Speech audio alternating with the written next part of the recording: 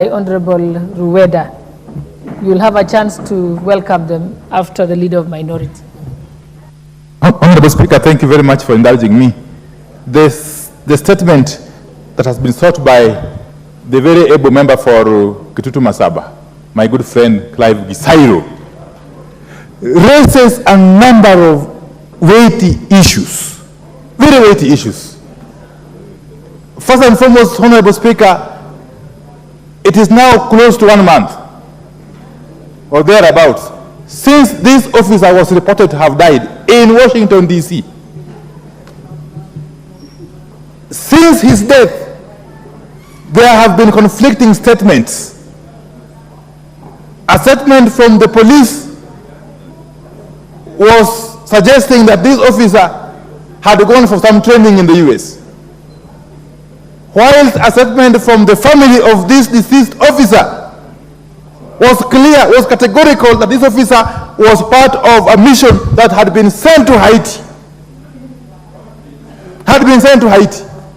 Now the family is helpless.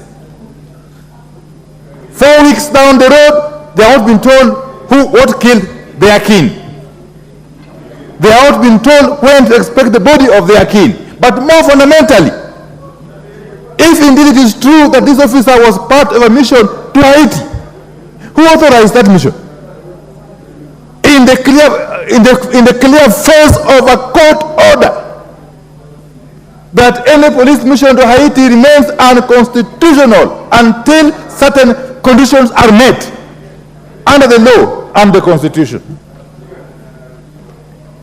Can I therefore ask that the chairman of the relevant committee compels the concerned cabinet secretary to come forth and tell the whole country, in addition to the family, as to how this helpless officer found himself thousands of miles away and was allowed to die a solitary death in a foreign land on a mission which remains unclear to date.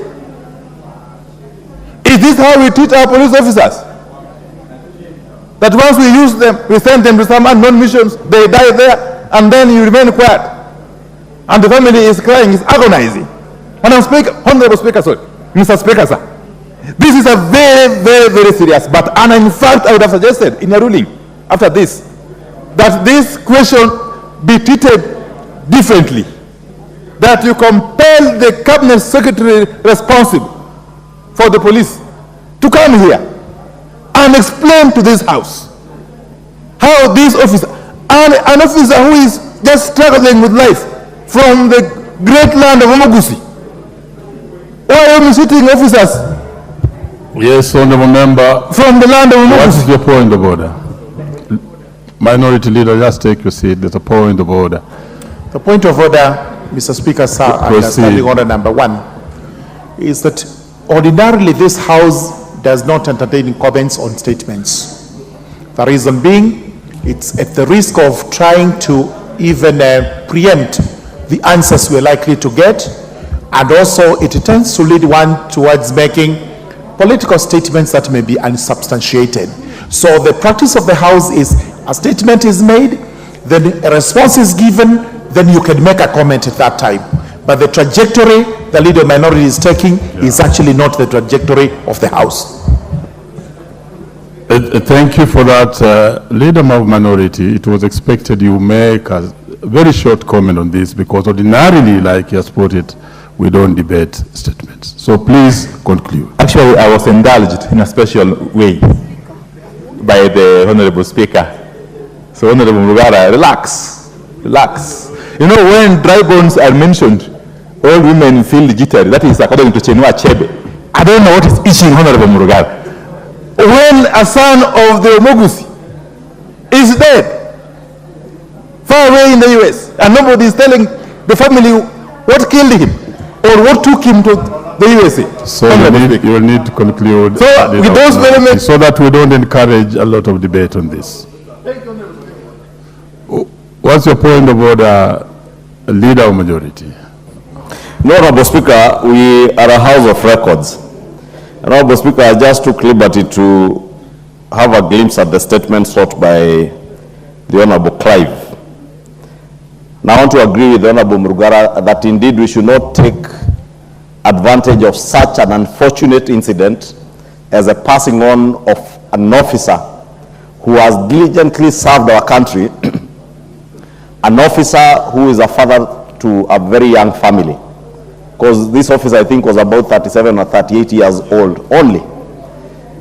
Served this country diligently and served to rise to the point of being a personal assistant to the Deputy Inspector General in charge of the Administration Police, the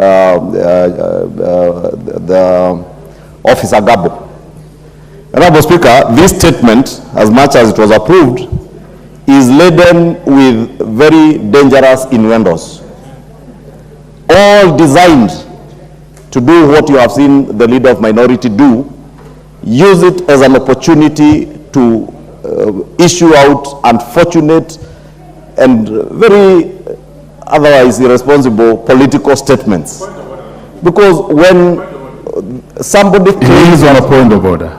When somebody claims, Honorable Speaker, and if you read the statement, the Honorable Clive, and I want to believe, I hope that the late Walter Nyamato was his constituent, and allow me, because they didn't even have the decency to convey condolences to the family of the late Walter Nyamato, to first take this opportunity on behalf of the National Assembly and the great people of Kenya who are being served by Officer Walter Nyamato, to express our heartfelt and sincere condolences to the family of the late Nyamato.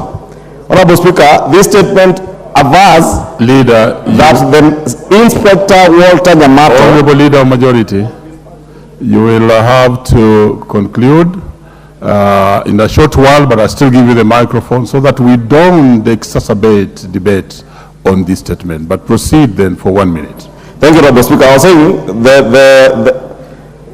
the statement averred that the National Police Service